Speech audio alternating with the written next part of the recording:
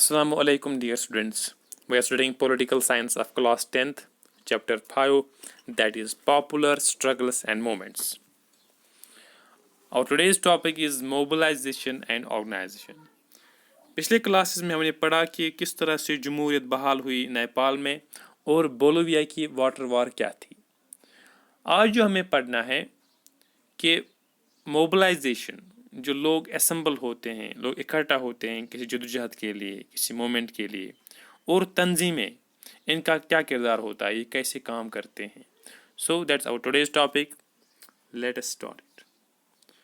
So first of all we will try to understand organizations with cases of Nepal and Bolivia. हम Bolivia और नेपाल की मिसाल देकर हम ऑर्गेनाइजेशन के काम को समझेंगे. इन Nepal the call for indefinite strike was given by SPA or Seven Party Alliance. Nepal में जो तंजीम थी जिसका नाम है सेवन पार्टी अलायंस, उन्होंने इंडेफिनिट कॉल दी थी, स्ट्राइक की, गैर महदूद हड़ताल की कॉल उन्हें दी थी. This alliance included some big parties that had some members in the parliament. ये जो अलायंस थी, ये जो तंजीम थी, ऑर्गेनाइजेशन थी, इसमें बड़ी बड़ी पार्टीज थी जिनके कुछ मेंबर्स पार्लियामेंट में थे, जिसके कुछ पार्लियामेंट मेंबर्स थे. और यहाँ तक महदूद नहीं थी ये सियासी तंजीमों तक. The protest was joined by Nepalese communist party Maoist which did not believe in parliamentary democracy and was involved in armed struggle. ये जो प्रोटेस्ट था, इसको नेपालीज कम्युनिस्ट पार्टी माओइस्ट जो थी वहाँ पर, उसने भी ज्वाइन किया. और इनका ये था, नेपालीज कम्युनिस्ट पार्टी माओइस्ट का, ये जमहूरी तर्ज निज़ाम में यकीन नहीं करते थे, जमहूरियत में इनका यकीन नहीं था. They believed in armed struggle. इनका कहना था कि and they worked against the government. ये चाहते थे कि गवर्नमेंट को ओवरथ्रो करे, लेकिन उस वक्त इन्होंने ज्वाइन किया इस काज के लिए. The struggle was extended support by labor unions, indigenous people, teachers, lawyers and human rights groups. और ये इस जद्दोजहद को सपोर्ट किया जो वहाँ पर मजदूर तंजीमें थी, और वहाँ के जो स्वदेशी इंडिजिनस और नेटिव पीपल थे, उनने भी सपोर्ट किया. इसके अलावा टीचर्स, लायर्स और इंसानी हुकूक के जो वहाँ पर ग्रुप्स थे, उन सबों ने वहाँ पर ज्वाइन किया. कहने का मकसद है कि ये जो मूवमेंट थी नेपाल में, ये किसी एक ऑर्गेनाइजेशन के तक महदूद नहीं थी. तो इसके बाद हम पढ़ेंगे regarding Bolivia. Now in Bolivia the protest against water privatisation was not led by any political party. Bolivia में जो वाटर प्राइवेटाइजेशन वहाँ पर हुई थी कि वाटर एक प्राइवेट ऑर्गेनाइजेशन देगी लोगों को, उसके खिलाफ जो वहाँ पर एहतजाज हुआ, उसकी जो लीडर वो कोई सियासी तंजीम नहीं थी. It was led by an organisation called Fedecor. जो तंजीम इसको लीड कर रही थी, उस तंजीम का नाम था Fedecor. Fedecor comprised local professionals including engineers and एनवायरमेंटलिस्ट्स.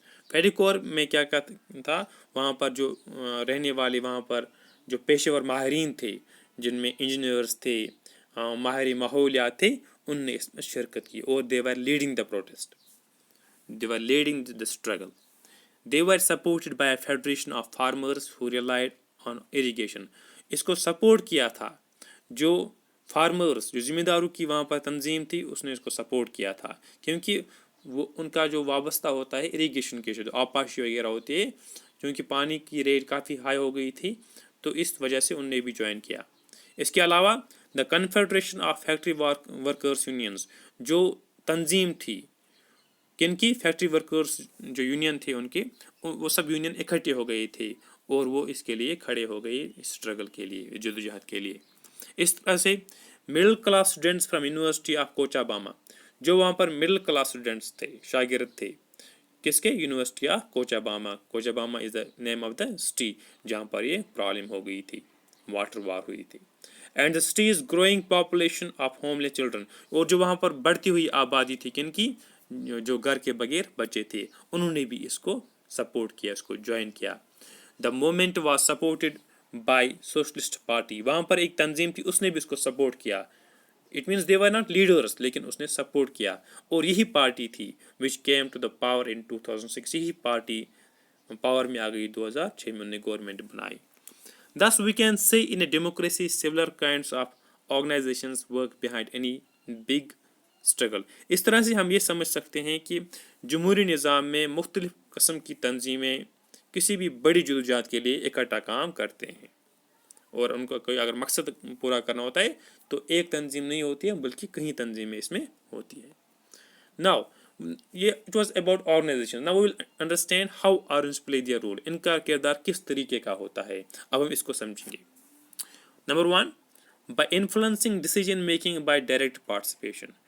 Decision making جو ہوتی ہے, جو فیصلہ ہوتے ہیں, اس میں خود شمولیت کرنا, براہ راست شمولیت کرنا. یہ کس طرح ہوتا ہے؟ This is done by creating political parties. یہ کس طرح ہو؟ جب ہم پولیٹیکل پارٹیز بناتے ہیں, جب کنٹیسٹنگ الیکشن, جب الیکشنز میں حصہ لیتے ہیں, اینڈ فارمنگ گورنمنٹ, اور جب ہم گورنمنٹ بناتے ہیں.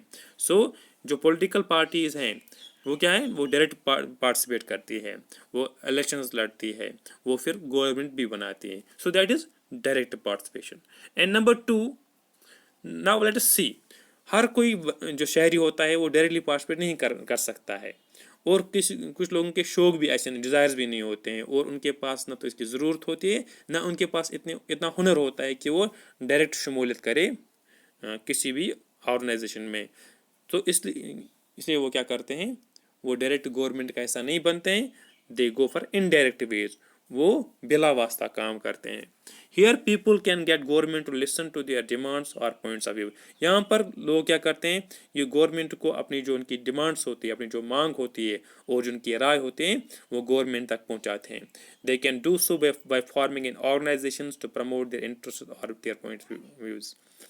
اور اس چیز کو پورا کرنے کے لیے یہ تنظیمیں بناتے ہیں تاکہ ان کے جو مقاصد ہوں گی, جو انٹرسٹ ہوں گے, وہ فلفل ہو جائے, اور جو ان کی رائے ہوگی اس کو گورنمنٹ تک پہنچاتے ہیں with the help of organization. وہ تنظیمیں بناتے ہیں. These organization can are called interest groups اور پریشر گروپس. انہیں آرگنائزیشن کو ہم کہتے ہیں انٹرسٹ گروپس اور پریشر گروپس, جو ہم نیکسٹ لیسن میں سیکھیں گے. Sometimes people act together without forming organization. کسی وقت کیا ہوتا ہے, لوگ اکٹھے ہو جاتے ہیں آرگنائزیشن بنانے کے بغیر ہی. وہ آرگنائزیشن نہیں بناتے ہیں, سیدھا وداؤٹ کسی تنظیم کے بنانے کے بغیر ہی وہ اسٹرگل میں پارٹیسپیٹ کرتے ہیں. سو آج ہم نے سیکھا کہ بولیویا اور نیپال میں کون سی تنظیمیں ایکٹیو تھی جنہوں نے وہاں پر اسٹرگل کی جمہوریت کے لیے اور اپنے مقاصد پورے کرنے کے لیے. اور ہم نے یہ بھی دیکھا کہ کون سے طریقے تنظیمیں اختیار کرتی ہیں اپنی ضروریات کو پورا کرنے کے لیے, اپنی ڈیمانڈس کو پورا کرنے کے لیے. That's all for today. Thank you very much.